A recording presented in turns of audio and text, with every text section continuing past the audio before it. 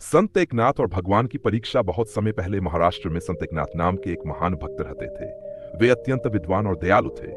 उनके हृदय में सभी प्राणियों के लिए करुणा भरी रहती थी। दिन रात वे भगवान विठल का भजन कीर्तन करते और लोगों को धर्म और सत्य का मार्ग दिखाते। गरीब ब्राह्मण की प्रार्थना। एक दिन गांव का एक गरीब ब्राह्मण उनके पास आया। उसकी बेटी का विवाह था, लेकिन घर में इतना धन नहीं था कि विवाह की व्यवस्था हो सके।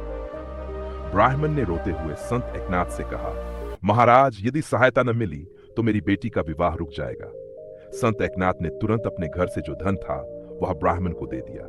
पत्नी ने आश्चर्य से पूछा, आपने सारा धन तो दे दिया, अब घर का खर्च कैसे चलेगा? संत मुस्कुराए और बोले, भगवान विठल ही पालनहार हैं। हमारा काम जरूरतमंद की सहायता करना है।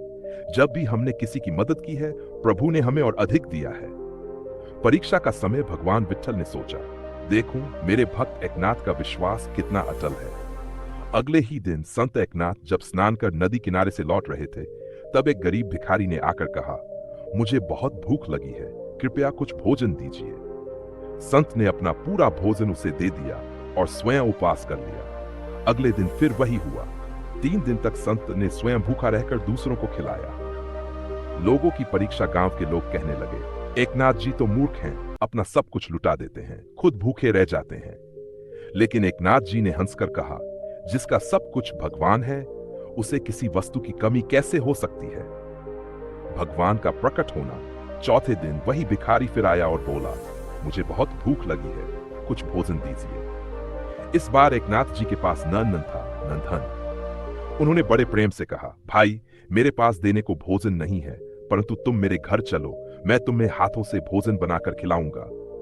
जब वे उस भिखारी को घर ले आए तो अचानक वह भिखारी दिव्य रूप में बदल गया।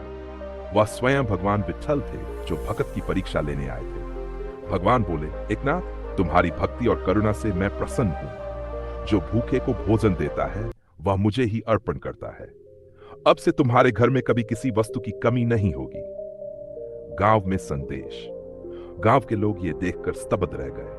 सभी ने समझ लिया कि सच्चा भक्त वही है जो बिना किसी स्वार्थ के दूसरों की सेवा करे और हर परिस्थिति में भगवान पर विश्वास बनाए रखे। संदेश इस कथा से हमें शिक्षा मिलती है कि भक्ति केवल मंदिर में दीप जलाने से नहीं होती, बल्कि जरूरतमंद की सेवा करना ही सच्ची पूजा है।